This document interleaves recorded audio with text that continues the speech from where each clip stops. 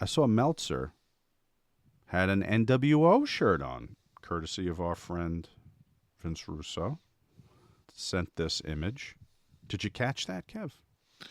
I did. Only because it was on our chat between the members of our crew. So,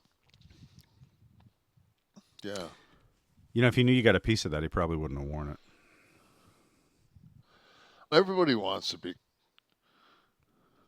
on the winning team.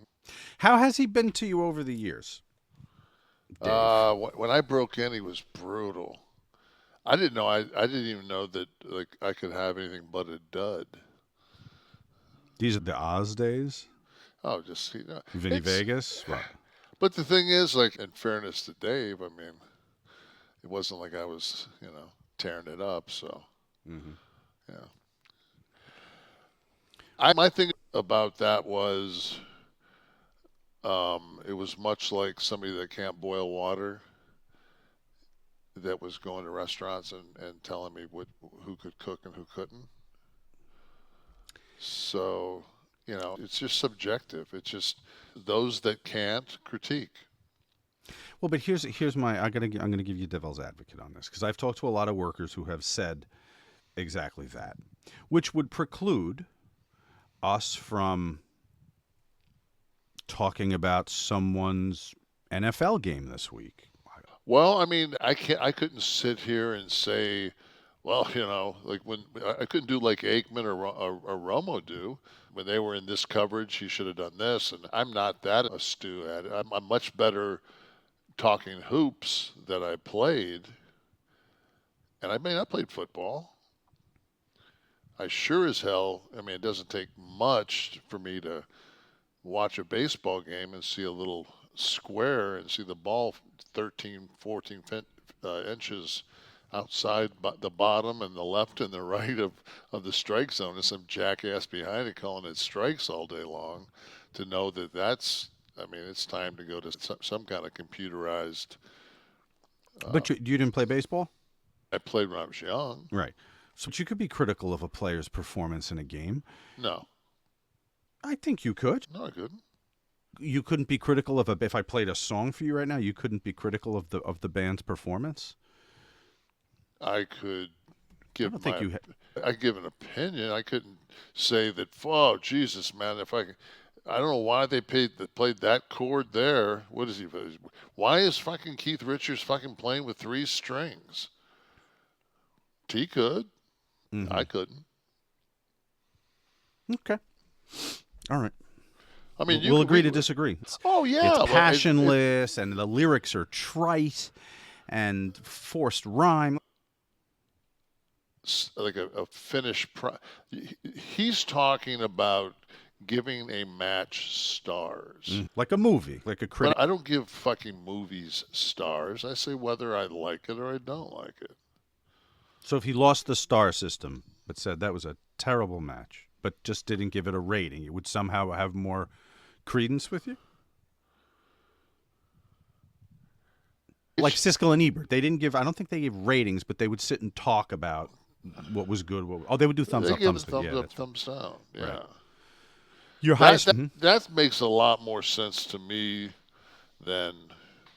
Let me just say this about opinions. If you're not in a place that I want to be in my life, I have no fucking use for your opinion. So If it's you're got to be fucking someone you look up to in some way. absolutely, if you're somebody that's given me an opinion, and at the same time you're saying, "Excuse me, I'll finish that, but let me just see if I can get $2 panhandling off these tourists." I don't think I'm going to stick around and listen to your opinion. Your highest rated Dave Meltzer match was TNA Lockdown 08. It was April 13th, 2008. It was Christian and you and Matt Morgan and Rhino and Sting pinned AJ Styles, the Dudleys, James Storm. It was a lethal lockdown, a 10-man match. 3.75 stars. And In I case don't you, remember case you it. were wondering. And that was better than me and Brett at Survivor Series. Well, according to Dave. Exactly. In case you're wondering. I'm not. So, so Dave, Kev, thanks you for the check.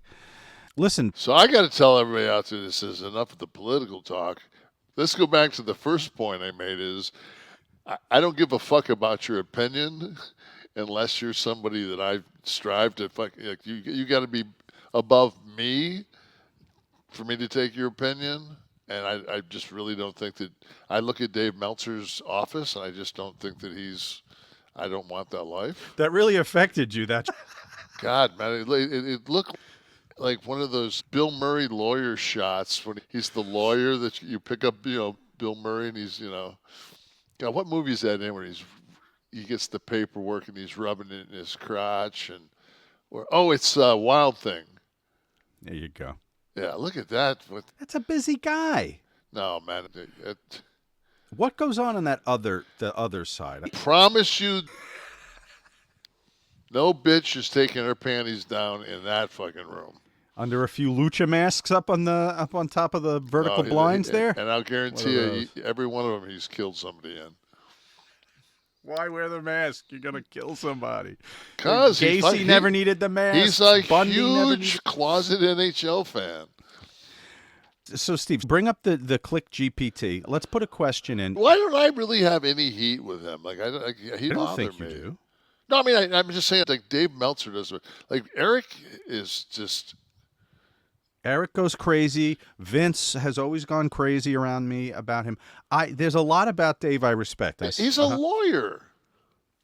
But he built a business on just covering something that's not even a sport. But I always liked Dave. I always liked.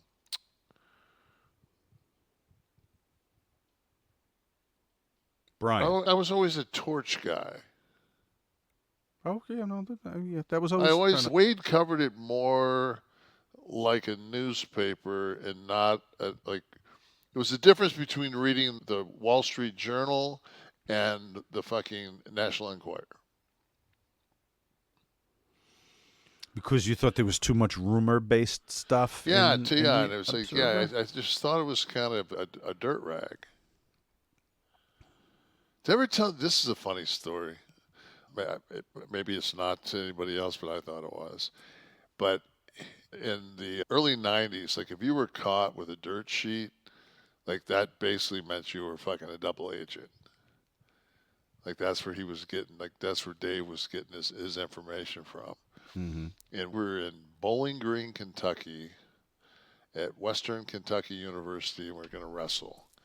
And Brett found a dirt sheet in the locker room. You're saying that it meant that there was somebody that was stooging? Oh yeah, fuck. Who the fuck reads these? Like that was the whole thing. Like the boys don't read. We're so far above this. And so he starts reading, and Meltzer is putting over Al Snow. Like just I mean, you couldn't put over anybody. And fucking Brett goes, "Who the fuck is Al Snow?" Cassidy, and he stands up, walks over, and he goes, "Hi, I'm Al Snow." I could see Al doing it, all deadpan like that, right? Yeah, it was so classic, man. And everyone got along with Al, right? I said it was Kip last week. It's Al this week. Like, you've got to be such a douchebag to not get along with Al. Yeah. Yeah. So, he's about as good of a guy as,